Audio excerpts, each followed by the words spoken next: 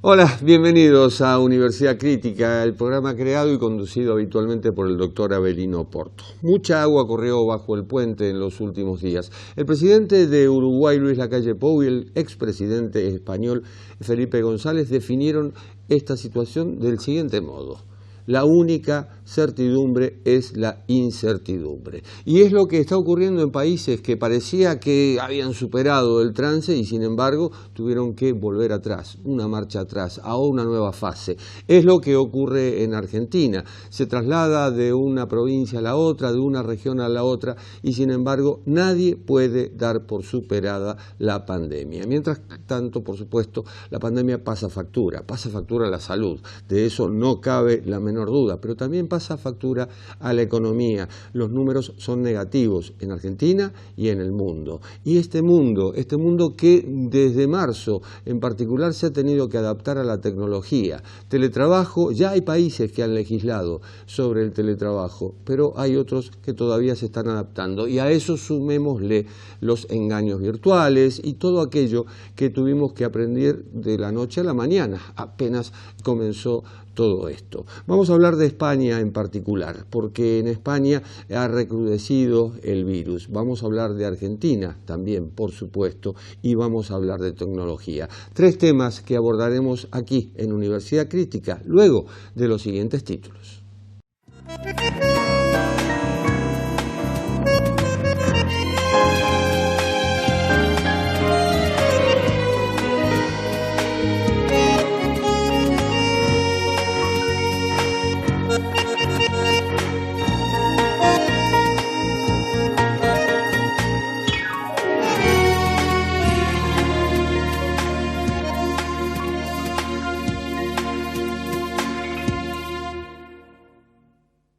Todo el mundo esperaba la presentación del presupuesto 2021 porque era una forma de ver cuál es el plan económico del gobierno, pero se sumaron hechos como el cepo, como la desconfianza en la economía y, en fin, un montón de consecuencias que evidentemente afectan el bolsillo de los argentinos. Uno de los sectores más productivos, si no el más productivo, es el de las pequeñas y medianas empresas, las pymes, que están en un momento de incertidumbre, como lo estamos todos, pero hay que ver cómo se trabaja en la pyme por dentro, es decir, justamente cómo se va sobrellevando esta situación. Y para eso estamos en contacto con Alejandro Bestani, que es empresario pyme, es presidente de la empresa de alimentos Inca, y es responsable pyme de Copal, la coordinadora de industrias de productos alimenticios. Alejandro, ¿cómo estás? Hola, buen día, Jorge. ¿Cómo estás? Bien, mucha incertidumbre. Sí, verdaderamente sí, pero como vos decías, el empresariado pyme está acostumbrado a esto. No es un elemento totalmente nuevo para nosotros. Así que creo que este universo está preparado para lidiar con la incertidumbre. Obviamente, no con todas las condiciones, con la incertidumbre, digo, ¿no? La incertidumbre tiene que ver en ese caso, bueno, justamente porque no se ve la luz al final del túnel, pero tampoco se ve muy bien por dónde rumbear, es decir, si tenés que invertir, dónde invertir, si tenés que consumir, qué consumir.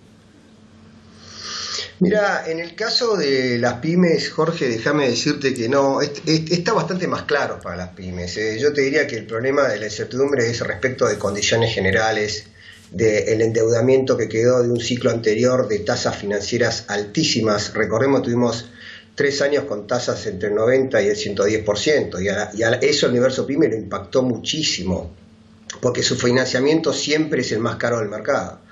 Entonces, la incertidumbre, te diría, está con respecto a ese endeudamiento, que estamos pidiendo que el Estado haga algo respecto de esto. Está con respecto a si va a haber o no financiamiento más masivo, más ágil, con mucho menos requisitos que el de los actuales requisitos del sistema bancario argentino, con lo cual prácticamente no llega financiamiento a las pymes. ¿Qué va a pasar con el régimen tributario o el régimen laboral? Esas son las incertidumbres que a nosotros nos afectan. Respecto de los negocios, el empresario pyme sabe muy bien lo que tiene que hacer. Yo recorro, entre otras de mis actividades, soy presidente del Movimiento Nacional Pyme y recorro el país, ahora obviamente por teléfono, y hablo con empresarios de todo el país, y todos tienen muchos proyectos, saben qué tienen que hacer, cómo profundizar su negocio. La incertidumbre no se da por ese lado, se da por esas condiciones que este país necesita para, de una vez por todas, salir de este camino de frustración y de desempleo, ¿no? Me encantaría transmitir ese mensaje que las pymes te transmiten, de que tienen muchos proyectos, que tienen mucha esperanza y tienen mucha fortaleza. Obviamente, una vez que esta cuarentena y esta pandemia se termine, esto es un tema inmanejable, es decir, ahí ya la pyme se adapta como puede a eso, ¿no? Tocaste dos temas claves, creo yo. Uno es el régimen laboral, y tenemos un desempleo en alza a niveles históricos, y el otro es el sistema tributario. En el régimen laboral, ¿qué cambios se introducirían? Bueno, eso me parece, como vos decís, enmarcarlo más todavía, la mirada que nosotros tenemos personalmente como empresario, y el movimiento que estoy presidiendo, es que es inadmisible tener en este país, fruto de muchos años de políticas desacertadas, porque no es esto de ahora, tiene varios años, un 40% de pobreza, Jorge. Esto es inaceptable. Igual que la tasa de desempleo que se acaba de publicar el otro día. Entonces, sí, nosotros creemos que este universo, justamente el universo PYME, tiene respuestas para eso, y respuestas muy rápidas, más temprano que tarde, pero evidentemente necesitas un par de cosas que hay que retocar. El régimen laboral, por ejemplo, para entrar en eso, es un régimen que actualmente, por el que actualmente nosotros pagamos un salario en mano de nuestro empleado, pero aparte estás pagando entre 80 y 100% más de cargas sociales. Esto, en otras palabras, ¿qué significa? Que por la productividad de una persona estamos pagando 2 sueldos prácticamente. El empresario PYME hoy tiene un montón de proyectos para pagar a 2 personas, o por la productividad de 2 personas, 2 sueldos, pero no por la productividad de una persona, 2 sueldos, que es lo que estamos haciendo hoy. Es decir, va 100 pesos a la mano de un empleado, que esto es lo mejor que nos puede pasar, porque esto se traduce en poder adquisitivo y capacidad de compra y movilización de mercado, con lo cual nos viene bien a todos. Pero después tenemos casi otro sueldo que va al Estado. Bueno, ese es el sueldo, el Estado se está comiendo un empleo más en ese sueldo. Bueno, esto llegó el momento de modificarlo. Esto nosotros creo que tenemos que empezar a hablar de un diálogo muy intenso con el sindicalismo, porque hoy ellos están en la misma disyuntiva que nosotros, o sea, el empleo se les está cayendo, y yo creo que ellos están entendiendo, y en breve van a entender cada vez más, que acá o hacemos algo con este régimen laboral o este desempleo sigue creciendo, porque las condiciones de empleo, como te estoy explicando, son totalmente no atractivas. ¿Quién va a generar empleo así? Este es un punto. Y el segundo punto es el régimen tributario. Es evidente que la carga tributaria en Argentina es altísima, es uno de los países de mayor carga en el mundo. Entonces, si a eso le sumás, en un universo de pymes, que hay muy poco financiamiento, es explosiva la resultante. Y la resultante es clara, 50% de la economía en negro, y la recaudación por el piso. Entonces, esto ya cae de su peso, también hay que rever esta situación, pensar en un sistema tributario de carga mucho más baja, pero que aumente la actividad formal y por ende no se caiga la recaudación. Lo que pasa es que, claro, nuestros dirigentes están siempre en la más cómoda. Y bueno, esto es lo que lleva siempre un camino de pérdida. Y por último, lo que te decía vos, es el endeudamiento que ya está incorporado, el endeudamiento fiscal y financiero. Hay que resolverlo, y hay que resolverlo de manera urgente. Este endeudamiento, y quiero explicártelo, en el universo PYME, que trabajó los últimos 2 y 3 años entre una tasa de 90 y 110%, pagó su deuda entre 2 y 3 veces y debe el 100% del capital. O sea, ya no tiene resto para pagar eso, ni la deuda fiscal. Entonces, algo va a haber que hacer para que, una vez que termine esta pandemia, podamos arrancar mirando para adelante y empezar a generar empleo. ¿Es el mismo sistema el que alienta el mercado negro, o que en Argentina circula un 40% del flujo monetario en negro? Porque al fin y al cabo, te dice un empresario PYME, tengo 5 empleados, si yo los blanqueo, no puedo seguir trabajando. Pero es justamente lo que te está diciendo, con esto no justifico nada, pero estoy tratando de dar las razones. Un empresario PYME tiene 5 empleados, o 7 o 9, puede pagar un sueldo, y un sueldo en mano muy bueno, podría pagar tal vez un sueldo en mano mejor, pero no puede pagar otro sueldo más al estado de costo. Entonces, en definitiva, no toma más empleados, no puede pagar, él está pagando 10 sueldos casi por 5 empleados. podría estar pagando 10 sueldos, justamente con 10 personas, pero comprando, digamos, pagando la productividad de 10 personas. No lo que te pasa hoy, que estás pagando la productividad de una persona con 2 sueldos, lo que explicaba recién. Entonces, eso lleva lamentablemente a un mercado informal y a que la gente cada vez piense en generar menos empleo, no más empleo. Entonces, vos tenés que hacer, son normas básicas de la vida. Si no haces atractivo para un empresario la generación de empleo, no se va a generar más empleo en Argentina. Entonces, yo creo que este es el momento, esta emergencia posibilita empezar a cambiar estos paradigmas que tenemos hace años, porque si no la única solución es que es el Estado que decide generar o más empleo público o más planes de asistencialismo, para lo cual tiene que levantar más los impuestos, porque si no tiene forma de financiarse. Y eso terminamos en la curva de Laffer, que es que mientras más impuestos haya, más se va a caer la recaudación. Y es lo que nos está pasando. Entonces estamos en un círculo vicioso que tenemos que romperlo de una vez. Que lamentablemente, digo lamentablemente porque hoy este universo PYME puede entregar todas esas soluciones, retocando condiciones. Y no lo están viendo. No se está viendo esto. En un momento en el que el Estado necesita más recursos, porque al fin y al cabo se pone al hombro justamente esta crisis. Y pregunto, las ATP, es decir, estas ayudas para pagar sueldos y demás, ¿contribuyen, ayudan, son paliativos nomás? No, por supuesto que ayudan. Vamos a reconocer cosas. Por eso nosotros decimos que acá la política en general ha estado de espaldas a esto durante muchos años. Esto que estás viendo vos hoy, 40% de pobreza, 50% de informalidad, desempleo, es la resultante de muchos años de políticas desacertadas y de espaldas a la realidad. Ahora, como digo yo, hay que reconocer, el ATP fue positivo para mantener los empleos. Escuchamos, estamos en una pandemia, está prohibido operar, prohibido trabajar en la medida que está prohibido para cada actividad. Ese ATP es imprescindible y fue imprescindible. Ahora, vamos a ver cómo sigue para adelante. Esas cosas hay que reconocerlas, al igual que la bajada drástica de la tasa de interés. Nosotros venimos, como dije recién, de un ciclo con tasa financiera del 90 y 110%, y hoy está la tasa del 24%. Este esfuerzo hay que reconocerlo, pero lo que yo digo es que ante esta situación tan dramática, estas cosas no van a alcanzar. Hay que ir a fondo ahora. Es el momento de ir a fondo. La sociedad está pidiendo también esto. La sociedad ya está viendo este fracaso de este sistema. Entonces, aprovechemos todos responsablemente y encontremos la solución, porque la solución no es tener más recaudación, la solución es generar más empleo, Jorge. Es vida digna para la gente. El asistencialismo no es la respuesta definitiva para este problema, ¿no es así? Totalmente de acuerdo, Alejandro. Ahora, la pregunta, entre las pymes, ¿a cuáles les va bien y a cuáles les va mal durante este periodo, esta pandemia? Bueno, este es un tema que es obvio y público.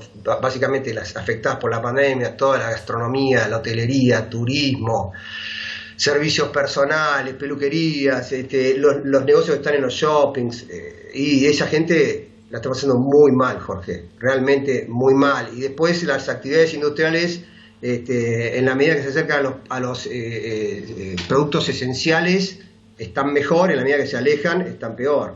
Esto es una realidad de la pandemia, por eso también estamos desesperados, esperando los pasos siguientes, a ver cómo se va resolviendo la cuarentena para ir destrabando estas actividades, ¿no? ¿Cómo vislumbrás que será el final cuando lo haya? Qué linda pregunta me haces. Me dejaste un lindo muerto. Muy difícil, salvo que tomemos medidas en esta emergencia. Yo te vuelvo a repetir que acá hay un universo de 600.000 compañías con muchos proyectos, con hambre de revancha, con ganas de tener mejores resultados, mejor evolución, y también con ganas de entregar a la sociedad soluciones. Si retocamos algunas variables, si lo desendeudamos, esto es importantísimo. O sea, vos pensás que acaban de cerrar una moratoria al 24% el primer año, ya la tasa es altísima para la moratoria, pero bueno, si lo desendeudamos financiera y fiscalmente, y si retocamos dos impuestos, ingresos brutos, el impuesto a los débitos en los cheques, o incluso algo de retoque de caras sociales. O también, imprescindible, y me olvidé de mencionarlo, resolver la industria del juicio. Con esas cosas se va a generar empleo mucho más rápido, mucho más temprano que tarde. Hay necesidades y hay hambre en el empresariado pyme y hay compromiso. Esto, si lo vemos, puede ser que la salida sea bastante más liviana y más rápida. Alejandro, estamos en un país en el que nos dijeron que el IVA del 18 al 21% iba a ser por 6 meses. Pasaron años. Estamos en un país en el que nos dijeron que el impuesto al cheque iba a ser transitorio. Pasaron años. ¿Qué te lleva a confiar en que haya un cambio? Que ya pasaron demasiados años y que la sociedad ya no aguanta seguir en este camino de desacierto tras desacierto. Porque lo cierto es que si vos vas para atrás, como dijiste, cuando empezaron todos estos chistes, Argentina tenía un 3% de pobreza. Y hoy tiene un 40% de pobreza. Y eso, como argentino, ciudadano, empresario, hombre común, es inadmisible. Eso me hace pensar, ¿qué hice en estos 40 años? Bueno, tengo que hacerlo todo al revés entonces. Este es el momento, aparte estamos en una emergencia enorme, esto es casi como una guerra, bueno, se ha dicho, una guerra contra el virus. Entonces esto posibilita tomar decisiones, tomarlas ya y empezar a generarnos un futuro mejor de vuelta. Quedamos comprometidos con muchos años de una democracia que lo que fue haciendo fue recargando sobre el sector privado, con más y más impuestos, soluciones que le venían cómodos al anarco político. Ya está, no funciona, y aparte no funcionó nunca. Todas esas experiencias vimos cómo han terminado. Este es el momento de empezar a darle aire al sector privado con responsabilidad, retocando algunas cosas, como te digo, no todo, y vamos a empezar a encontrar soluciones. Esto es la curva, lo que yo estoy diciendo es la curva de Laffer a la inversa. ¿Te da la sensación de que la realidad política va por un lado y el sentido común va por el otro? Totalmente, ya es un hecho, lamentablemente, y esto lo digo con total honestidad, es todo el arco político. Nosotros no tenemos una queja de este gobierno. Este gobierno básicamente dentro de la pandemia ha hecho lo que pudo. Es todo el arco político, es lo que no se hace, lo que no se arregla en este momento, lo que no se hizo en el ciclo anterior, que fue tremendo, lo que no se hizo en el anterior del anterior también fue malo. Es decir, el arco político hace ya varias décadas, por eso te digo que esto es muy importante llevar un correlato con la realidad de pobreza. Hace varias décadas que pretende resolver de un plumazo y de manera infantil los problemas económicos. Entonces pasamos de un extremo de privatizar todo a un extremo de subir todos los impuestos para mantener el Estado a todo el mundo y eventualmente expropiar algo. Y en el medio te queda la economía al medio, justamente, que es todas las pymes, que es el 42% del PBI, es el 70% del empleo. Fíjate, nunca lo atendieron. Entonces la resultante de no atender el que te genera el 70% del empleo y casi el 50% del PBI es que te fracasa, no generas empleo, tenés un 40% de pobreza. Entonces, sí, la política está disociada de la necesidad. Vos fíjate lo que está pasando hoy, puntualmente. A raíz de todos estos problemas de la deuda financiera anterior, como te marqué, y de la pandemia, se presentó en el Congreso una nueva ley de concursos y quiebras que tiene incluido una suspensión de las ejecuciones, porque muchas pymes están al borde de la quiebra, las que no están concursadas o quiebras, pero se pretendía suspender las ejecuciones de los acreedores para que no las quebraran.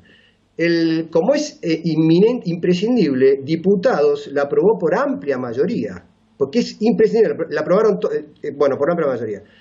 Pasó al Senado y está durmiendo el sueño, está durmiendo en el Senado hace más de un mes, con ejecuciones que están corriendo, cartas documentos que están cayendo en este momento y compañías que siguen quebrando. ¿Por qué? Y porque la política, la alta política, está en sus temas.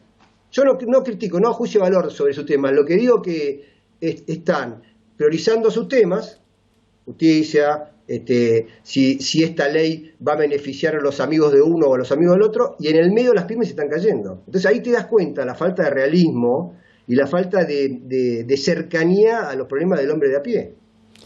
No es un juicio de valor, es más que todo un tiro en el pie, que es lo que aleja a la clase política de la sociedad, no solo de las pymes, de la sociedad en general. Es decir, mientras la gente habla de una cosa en la calle, los titulares te hablan de otra, que te tocan muy de lejos en algunos casos y que tienen más que ver con la defensa de una corporación.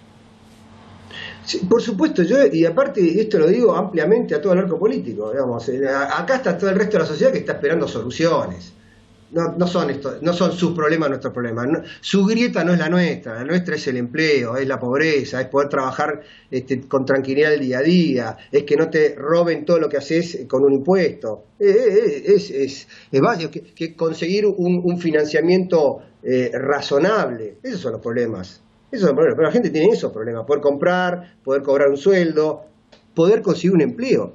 Esto es otra cosa, Jorge, me parece muy importante aclarar. Nuestra percepción como empresarios pymes a lo largo y ancho de todo el país es que la gente quiere trabajar, quiere un empleo.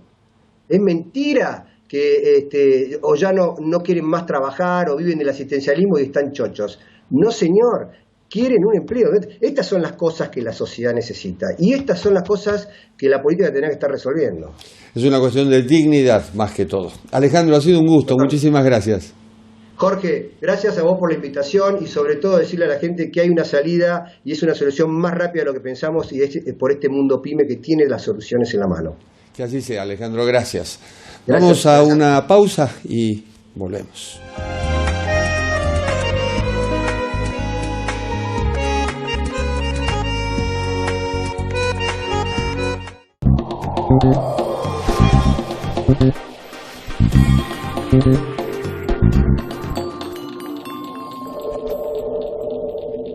Universidad de Belgrano. Baja la aplicación V Mobile a tu celular. Cultura, educación, conferencias, doble diploma. Elegí lo que te gusta.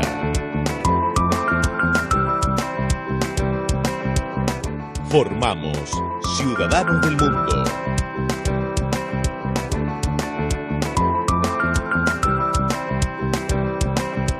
Universidad de Belgrano. www.uv.edu.ar.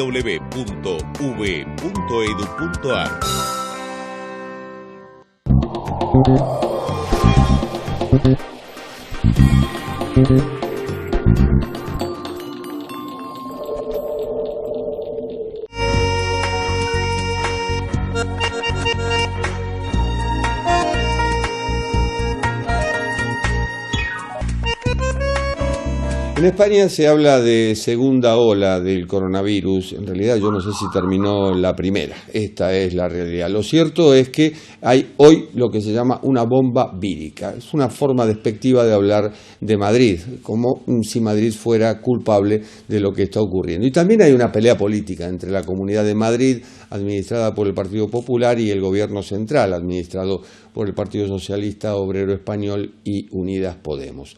Brotes y rebrotes, esto es lo que está ocurriendo en Madrid y hay 37 barrios que en este momento están siendo confinados. De hecho, la Comunidad de Madrid le ha pedido al Gobierno central ayuda tanto de policía como de militares para ordenar la situación. Y en el barrio de Chamberí, en Madrid, está Silvina Ahmad. Hola, Silvina. Hola, ¿cómo está? Saludos para toda la audiencia. Bien, ¿cómo están ustedes? ¿Cómo? ¿Cómo están ustedes? Bueno, por ahora todavía estamos expectantes. Hay como una ciudad que está viviendo en una especie de dos ritmos, ¿no? Los barrios que están confinados, que están viviendo, digamos, con su propio ritmo, con otro tipo de horarios y con un montón de restricciones, y otros barrios que estamos esperando a ver qué pasa en los próximos días. Estamos todos muy atentos a las noticias, a la información que está circulando. El ministro de Salud, Salvador Illa, dijo hoy justamente que se vienen semanas muy duras y hablan de un endurecimiento en las restricciones que obviamente causan mucha expectativa y también tensiones, ¿no? Porque la verdad es que fueron muchos meses de idas y vueltas con las distintas medidas que se tomaron y seguimos sin ver cómo vamos a salir de esto, ¿no? Estamos hablando de alrededor de 11.000 casos por día en España, nuevos casos de COVID-19, y entonces pareciera que la situación no está controlada. Sin embargo, si me ves acá en la calle conversando con vos tranquilamente, es porque se puede, ¿no? O sea, hay como por ahora libertad de movimiento, obviamente en los barrios que no están confinados. En esos barrios confinados la gente no tiene muy claro hasta dónde puede llegar. En algún caso no puede cruzar la calle porque pasa a otro barrio y se necesita un permiso justamente para moverse. Exactamente. Además hay como una confusión porque hay algunos barrios que están confinados, pero otros no son barrios, son zonas de salud, zonas especiales de salud que se llama, que es como otro tipo de división dentro de la Comunidad de Madrid, que también tienen sus propios límites. Entonces, por ahí si hablamos de barrios, algunos dicen, bueno, pero yo estoy en este barrio pero no estoy confinado, o sí.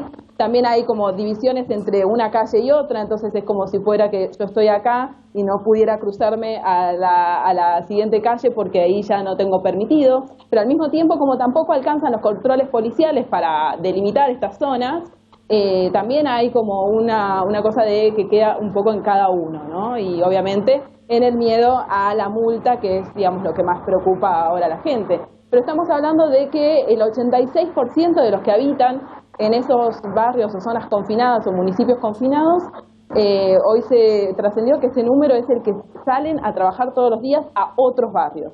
Es decir, que en realidad las restricciones de movilidad son muy pocas, ¿no? Estamos hablando de un porcentaje muy alto de gente que sigue moviéndose por la comunidad y que no se queda dentro de los límites de los barrios confinados, porque tiene que ir a trabajar y porque está permitido, está contemplado dentro de estas medidas que puedan ir a trabajar. Rigió el estado de alarma, aprobado varias veces por el Congreso de los Diputados. Luego el gobierno central dijo, bueno, que cada comunidad aplique su propia medicina, por llamarlo de algún modo, y hoy la pelea es con la Comunidad de Madrid, y hay un trasfondo político detrás de todo esto. Sin duda, y eso ha despertado también esta cosa de las marchas que también están sucediéndose, sobre todo los fines de semana, en la ciudad de Madrid, y que son marchas convocadas desde la izquierda y desde la derecha. O sea, las marchas convocadas por la derecha en esta ciudad tienen que ver con una queja contra el presidente, que es del PSOE, ¿no? Y después las marchas que son convocadas por la izquierda están en contra de las medidas de Ayuso. O sea, como que no hay, en la opinión pública hay como muchas discrepancias, hay como una grieta entre quienes están, digamos, que le adjudican la responsabilidad a uno o a otro lado de esta división. Mucho se criticó en algunos sectores la apertura de las terrazas, lo que se llama, bueno, lo que aquí llamamos veredas, es decir, gente que se reúne a tomar una caña, una cervecita por la tarde o a desayunar por la mañana. ¿Hoy esas reuniones están restringidas? Hoy están restringidas hasta 6 personas, o sea, se puede acceder a las terrazas de los bares, pero solamente las mesas pueden tener 6 personas y esto es bastante estricto. Digamos, todos los bares están controlando que no se pase de esta medida. Y en el caso de los barrios confinados, solamente hasta las 10 de la noche. A las 10 de la noche se cierra todo. En el resto de la Comunidad de Madrid, hasta las 12 de la noche, pero se está evaluando, y es una medida que también muchos temen que ocurra, que también en toda la Comunidad de Madrid estén o no cumpliendo con estas medidas de confinamiento, se cierre a las 10. ¿Qué pasa con eso? Que bueno, que la verdad es que las terrazas, que es este concepto que vos decías que allá en Buenos Aires tiene que ver con las veredas de los bares, es muy, muy usado porque la gente se reúne afuera, no se reúne en las casas, como puede ser algo más típico de nuestro comportamiento en Argentina. En España la gente sale afuera a tomar algo sí o sí, y los bares son muy pequeños, tienen como un espacio muy grande, un aforo muy grande en las veredas. Y es el lugar de encuentro. Entonces, limitar las terrazas es limitar inevitablemente la vida social, que es lo que muchos están rechazando, por supuesto.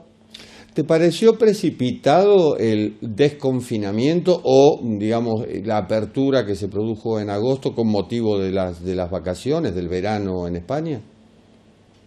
El desconfinamiento, la verdad es que no se vivió como de una manera precipitada porque había sido muy intenso, muy, muy fuerte esos 2 meses que tuvimos acá en Madrid, sobre todo, donde la ciudad se paralizó y realmente yo considero que las medidas de reapertura fueron como bastante progresivas.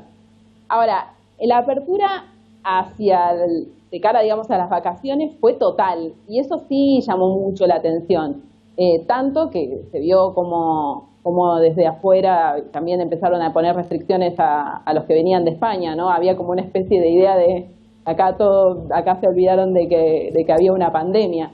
Eso sí fue muy llamativo, Jorge, tengo que decirlo porque yo estuve en las playas y lo vi con mis propios ojos y no hubo medidas muy claras y no hubo una política muy activa para contener los contagios en las zonas de veraneo, que además reciben gente de todas partes de Europa. España es una sede, digamos, la sede del verano europeo, es acá donde vienen todos a vacacionar y a buscar las playas porque obviamente tienen mucho para ofrecer. Y al mismo tiempo España depende económicamente mucho de ese verano y de ese turismo. Entonces como que está esa dicotomía de lo que hablamos siempre desde que se decretó la pandemia, extremar las cuestiones de salud o extremar el cuidado de la economía. Es como que todavía no está claro, yo creo que el tiempo dirá si fueron o no adecuadas estas medidas. Bueno, la pérdida de los bares, la reducción del aforo en teatros y cines, todo esto atenta no solo contra la economía, también contra la cultura española. Bueno, hace poco hubo una marcha muy grande de todos los sectores de la cultura en distintas ciudades de España. La verdad que fue muy convocante y lo hicieron, digamos, en el marco de mantener las medidas con una distancia social asegurada. Y todos los representantes de la cultura se colocaron en sus perfiles de las redes sociales un símbolo de color colorado, como diciendo alerta roja por la cultura, porque realmente está paralizado. O sea, no hay algunos eventos, sobre todo en el verano hubo eventos al aire libre, pero estamos hablando de una ciudad que tiene una movida cultural y esto de festivales, de música, que es enorme y que está totalmente paralizado y todavía no se sabe cómo va a seguir. De hecho, por ejemplo, Madrid tiene un circuito teatral muy importante que está como reviendo opciones para ver cómo sigue adelante, ¿no? O sea, por ejemplo, obras que se van a estrenar como hacer como pocas funciones y van a programar pocas funciones a modo de ir preparando el terreno para una temporada 2021. O sea, la mirada es, bueno, no vamos a recaudar este año, pero nos aseguremos de que cuando podamos volver tenemos un camino allanado de publicidad, de renombre, digamos, de que empiece a correrse la voz de que el año que viene se vienen estrenos importantes.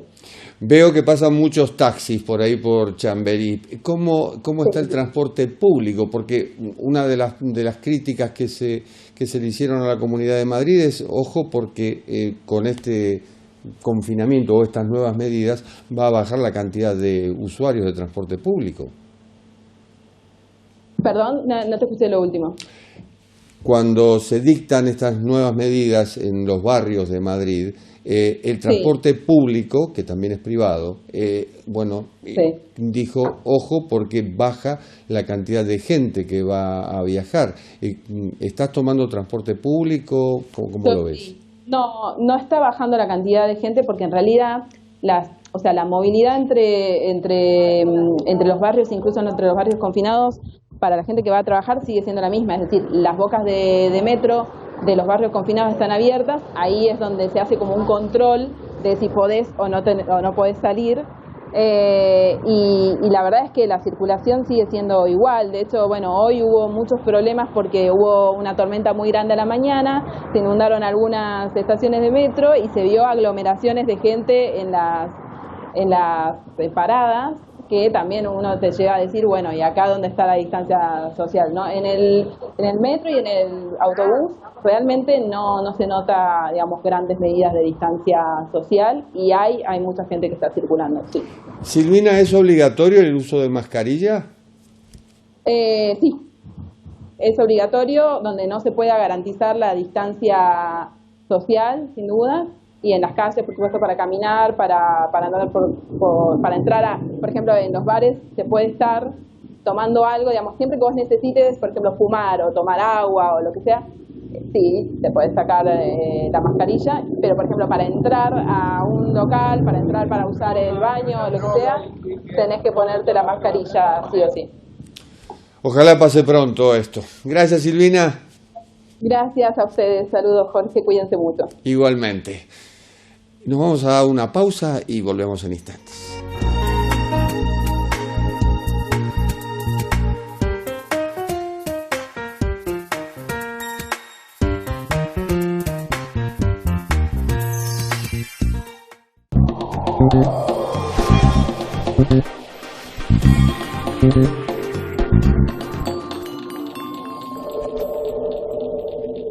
Universidad de Belgrano. Baja la aplicación V Mobile a tu celular. Cultura, educación, conferencias, doble diploma. Elegí lo que te gusta.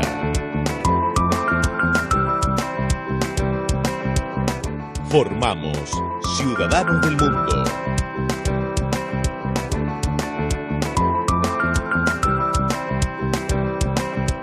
Universidad de Belgrano. www.v.edu.ar.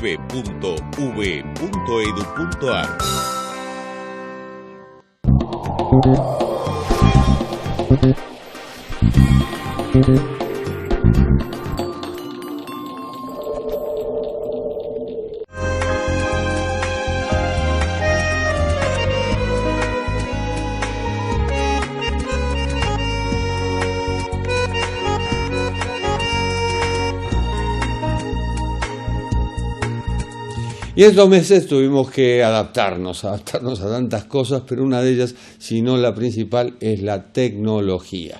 Adaptarnos al home working, al trabajo en casa, adaptarnos inclusive, a la comunicación con nuestros seres queridos y demás, justamente a través de la tecnología. Pero ojo, atención, también en estos meses tuvimos que estar y tenemos que seguir estando alerta frente a la posibilidad de engaños digitales.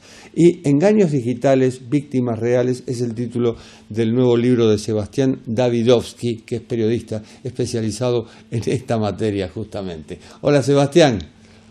¿Cómo va? ¿Todo bien? Bien, felicitaciones, primer libro. Sí, exacto, primer libro. Salimos en pandemia, así que rarísimo, pero bueno, un poco, la verdad que el libro yo lo cerré en abril y bueno, nada, no, ya me imaginaba un poco la explosión también de este tipo de casos, ¿no? Este tipo de engaños digitales en medio de esto que yo llamo exilio analógico, ¿no? Esta cantidad de gente que forzosamente se tuvo que mudar o migrar, mejor dicho, de hacer, trabajos en oficina, estudiar en las escuelas, encuentros con amigos y todo eso, trasladarlo al mundo de la esfera digital. Y a partir de eso, empezaron a surgir también más casos durante la pandemia, que obviamente no llegué a retratar, pero hay un montón que tranquilamente podrían haber sucedido en pandemia. Cuando hablas de engaños, ¿hablas de virus maliciosos? Mira, hablo de diferentes cosas. O sea, yo, si querés, te lo enfoco en dos partes. Sobre todo hay engaños que parten de una vulnerabilidad técnica, en algunos casos. Todos los casos suceden en Argentina.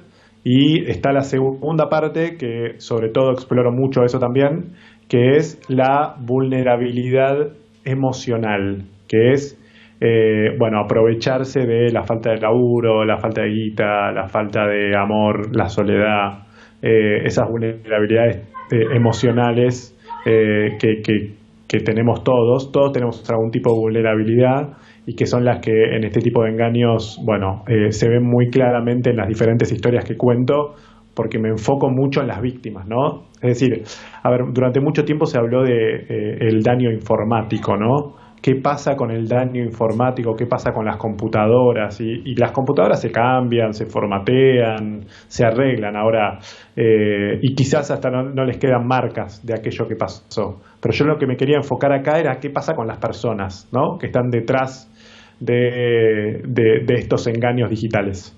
¿Y cómo son estos engaños digitales? ¿A través de aplicaciones, por ejemplo? Bueno, hay diferentes. Por ejemplo, no sé, una que cuento es el caso de varias mujeres que fueron engañadas por Tinder. Tinder es esta aplicación de citas donde se buscan coincidencias con otra persona. En este caso son mujeres que son engañadas por un supuesto hombre que les dice, donde se intercambian un montón de cartas de amor y realmente hay como una historia de amor impresionante, un intercambio que dura muchísimos mails, a los cuales obviamente tuve acceso y reproduzco en parte del libro, y en un momento determinado este hombre, o este supuesto hombre porque no sabemos quién es, les dice, mira, yo voy a estar viajando a un país ahora por trabajo, pero después te voy a ir a visitar a Buenos Aires, y en el medio de eso le dice que les manda un paquete con un montón de regalos, un montón, o sea, un iPad, miles de dólares, joyas, etcétera. Claro, le dice, mira, seguí esta página del correo que va a tener un código de seguimiento y anda fijándote qué pasa. Al siguiente día queda todo ese envío, que era muy ostentoso, muy oneroso, queda en el correo. Entonces ahí empieza a caer la víctima. La víctima lo que tiene que hacer es destrabar ese envío del correo, porque él le dice, mira, yo estoy ahora en alta mar trabajando, te pido que me ayudes a destrabar esto, y ahí van las víctimas y pagan $1.500 primero, después pagan otros $2.000 para abrir una cuenta bancaria a nivel internacional, o después otra cantidad de plata para recibir esa plata que el tipo supuestamente les estaba mandando. Toda esa secuencia de cosas que, cuento un caso, por ejemplo, en Argentina, de alguien que terminó sacando un crédito hipotecario, que perdió $30.000, que todavía lo está pagando, lo termina de pagar el año que viene. Y así, un poco la característica de los engaños digitales que cuento es que nunca haya encuentro físico entre las personas. O sea, que nunca se encuentren. Y eso te permite un universo que es que quienes están engañando, quienes están cometiendo estos actos delictivos, están buscando mucha gente a la vez, ¿no? A diferencia de los engaños que requieren de un encuentro físico, no. Acá en lo digital podés estar engañando a una persona en un lugar y en otro, y en otro, y en otro, y en otro, digamos. En el mundo físico eso no pasa, porque no podés estar robándole a alguien en Cabildo y Juramento y en el microcentro a la vez. Entonces me interesaba mucho eso como objeto de estudio, si querés, y para contar historias que tuvieran esas características.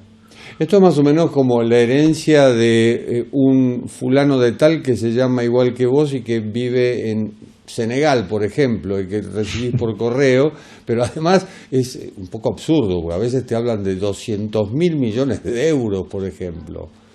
Claro. Sí, pero viste que en muchas historias, a mí también lo que me pareció particular, que es en todas las historias que cuento, obviamente cuento historias donde cayeron las víctimas, ¿no? Pero en muchos casos, muchos nos reímos y decimos, ¿qué voy a creer en el príncipe nigeriano? No sé. Un poco la idea del libro también es mostrar cómo se fueron sofisticando, ¿no? Que no es que, los argumentos son absurdos ya. O sea, el argumento acá es un match amoroso.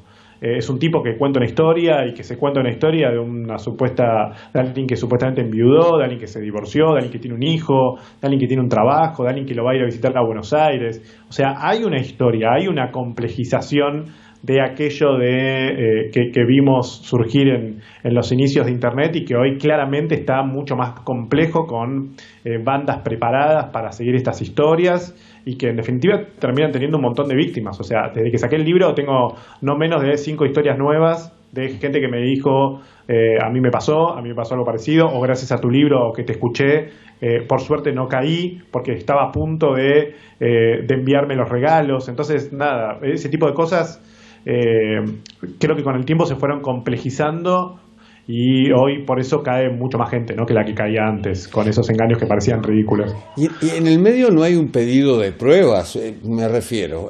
Hoy te podés comunicar por WhatsApp, podés hacer videollamadas, en fin, hoy podés ver a otra persona, no es solamente que estás escribiendo, que estás mandando corazoncitos de me gusta.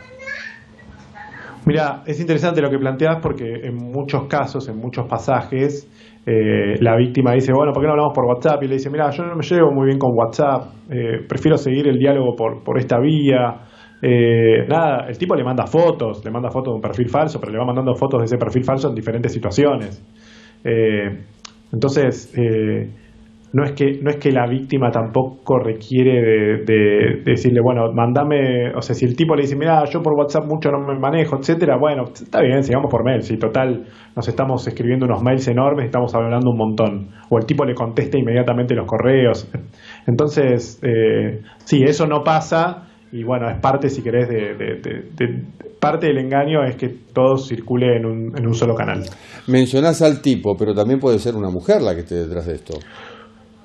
Total, mirá, totalmente, o sea, no sabemos quién está detrás del perfil. Después relevo otros casos de hombres también engañados por Facebook, donde creen que una mujer voluptuosa, muy llamativa, etcétera, los contacta y los agrega en las redes sociales.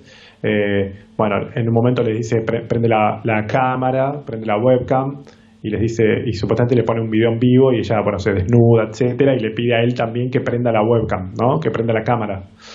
Para verlo, para ver qué está haciendo mientras ella está haciendo eso. Bueno, entonces ahí empieza con las imágenes del tipo, le cortan abruptamente esa webcam supuestamente en vivo y lo empiezan a extorsionar. Y así le empiezan a pedir plata, que deposite 2.500 pesos cada 2 semanas en un Western Union ahí cercano a su casa. Entonces ahí empieza una historia de extorsión que lo amenazan incluso con decirle, bueno, le voy a contar esto a este y este, que son personas con las cuales él tiene mucho contacto, hacen como una especie de big data, ¿viste? De análisis de datos muy precario, pero muy efectivo para decirle, mira, le voy a mandar todas estas fotos a estas personas, excepto que vos vayas y pagues esta plata. Bueno, y ahí, nada, cuento historias también de gente que le pasó en Argentina, hay un caso de alguien que se quita la vida, o sea, digo, cuento un poco lo dramático también que puede ser estos engaños digitales que pueden tener consecuencias terribles como esta que te acabo de contar. ¿Cómo juega el factor emocional? ¿Y qué me decís de la huella digital? ¿No hay forma de identificar a aquel que envía esos mensajes? Bueno, hay formas, pero bueno, hay muchas veces impedimentos porque son bandas que operan, no sé, en algunos casos de Costa de Marfil, de Malasia o bandas internacionales, y en muchos casos se complica mucho la lentitud de la justicia por el tema de la cooperación internacional. Si bien hay muchos esfuerzos realmente de Interpol, etcétera, pero realmente en muchos casos, no sé, algunos dicen, un fiscal una vez me decía, bueno, sí, pedimos un exhorto a Costa de Marfil, todavía lo estamos esperando a ver qué nos responden, porque pedimos información de la dirección a la cual se mandó ese dinero. Pero bueno, hasta que llega la respuesta, realmente en muchos casos tarda mucho y bueno, eso es uno de los desafíos, te diría, de la justicia a nivel internacional, que es mayor cooperación, mayor eficacia para tratar de tener estas bandas que en definitiva no tienen fronteras, ¿no? Porque la única frontera que tiene es que alguien esté conectado o desconectado, pero una vez que está conectado realmente ya en algún punto no existen los países, no existen las justicias o la justicia para ese país, sino que son varias justicias en países que en muchos casos, bueno, se enlentece mucho todo el proceso y hace que sea difícil atraparlos. Amnistía Internacional Argentina criticó en un informe la aplicación de la red Cuidar porque uno está permanentemente actualizando datos que tienen que ver con la salud, la temperatura en este caso, y con la pandemia en sí, con el coronavirus. Ahora bien, nosotros estamos regalando datos permanentemente con redes sociales y demás. ¿Cuán expuestos estamos? Bueno, te diría que estamos expuestos. Después, ¿qué haga el otro con esos datos? Es una incógnita, porque en definitiva, digamos, la pregunta ahí es, cuando nosotros exponemos algo, esos datos ya pasan a ser, digamos, utilizados por otro o por otros, que de alguna manera, digamos, el exponente más claro es la publicidad, ¿no? Decir, bueno, a mí me gusta, no sé, soy fanático de River, me van a mandar publicidad, seguramente algo relacionado con River. Bueno, eso es una cosa, ¿no? Es como, uno no quisiera que le enfoquen la publicidad, pero bueno, uno sabe que eso es parte del contrato que uno firma. Después está la otra parte que es, qué datos exponemos nosotros y qué otros pueden utilizar. Eso se ve muy claro, ¿sabes dónde? En casos de grooming, por ejemplo, que es el mero contacto digital de adultos con fines de abuso sexual infantil, donde se ve mucho que chicos que cuentan o declaran conocer cosas o que les gustan cosas, después los groomers suelen utilizar esos datos para hacer aparecer que ellos tienen los mismos gustos como algo casual dentro de la conversación. Es como parte de esos datos se utilizan para ganar la confianza de los chicos, ¿no? Entonces, nada, un poco es una invitación también a la reflexión, es decir, no nos vamos a desconectar, no es para ponerse paranoico, pero sí para empezar a entender también cómo funciona el mundo digital desde el lado más oscuro, ¿no? Desde el lado de aquellos que quieren, bueno, o cometer abuso sexual infantil o este tipo de engaños que te contaba antes, digo, como todos esos datos de alguna manera son esos regalos de alguna manera que se les dan a estos atacantes para que también puedan ejercer ese engaño psicológico en muchos casos para terminar cometiendo esos delitos. Hay quienes dicen que hay que desconectarse totalmente de las redes sociales para estar en libertad. No, o sea, no sé, o sea, yo creo que lo que pasa ahí es que yo marcaría una diferencia entre, a ver, a la calle la llevamos transitadas miles de años, ¿no? O cientos de años. Conocemos algunas cosas, sabemos qué indicarle a los chicos, por ejemplo, cuando vayan a la calle le decimos no hables con nadie extraño, etcétera. Ahora, en el mundo digital le damos una tablet y le decimos y le cerramos la puerta, ¿no? Es como, bueno, es como parte de un contraste muy fuerte. Entonces, me parece que todavía falta mucho camino en términos del mundo digital para tratar de aprender, educar, evangelizar, contar estas historias y entender cuáles son las cosas que pueden pasar. Creo que muchas veces vemos las soluciones que hay en el mundo de Internet, etcétera, porque son muchas y nos facilitan la vida, etcétera. Pero bueno, nunca dimensionamos bien los riesgos y me parece que también esta es una época para dimensionarla, no para desconectarse, no para paranoiquearse, no para irse, sino para saber que existen y bueno, y empezar a actuar con un poquito más de conciencia digital. ¿Dominamos el mundo digital o viceversa? ¿El mundo digital nos domina?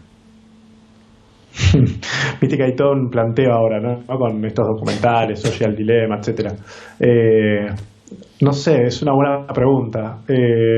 Yo creo que obviamente el mundo digital nos genera algún tipo de no sé si de vicio, pero algún tipo de enganche o está en la búsqueda de esa palabra que se llama engagement, de engancharnos permanentemente y lo hace de forma muy efectiva.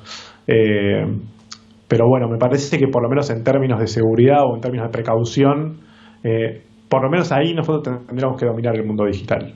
Y ese me parece que es uno de los desafíos de esta época.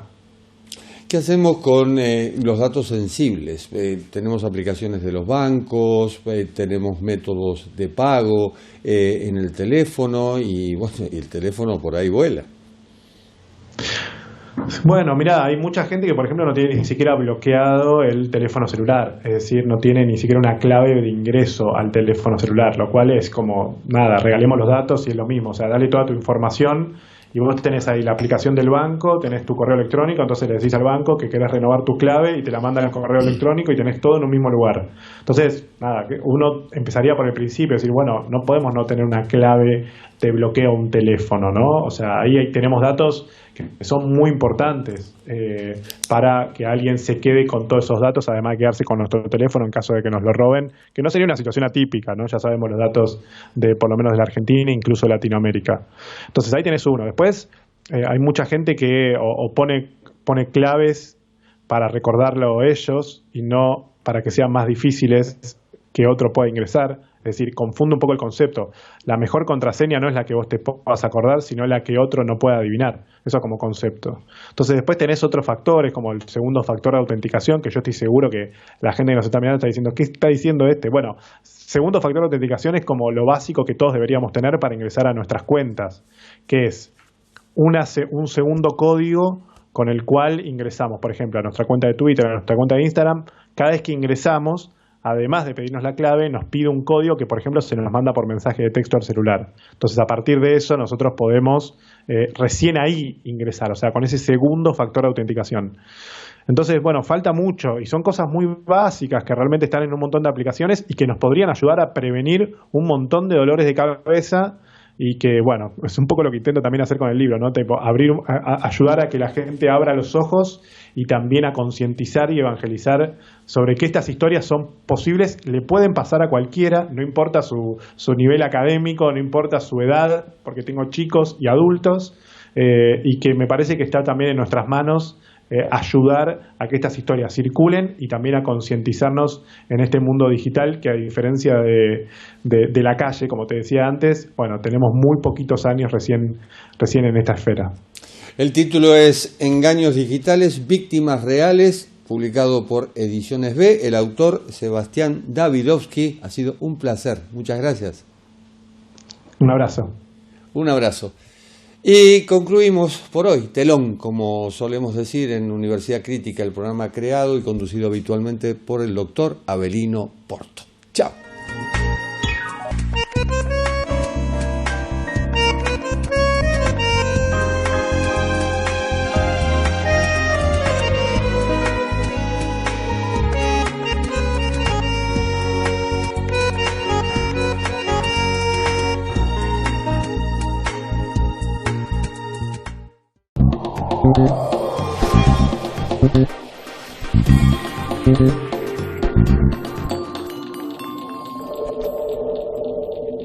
Universidad de Belgrano. Baja la aplicación V Mobile a tu celular.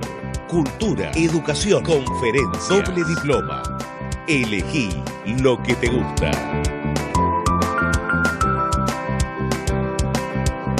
Formamos ciudadanos del mundo.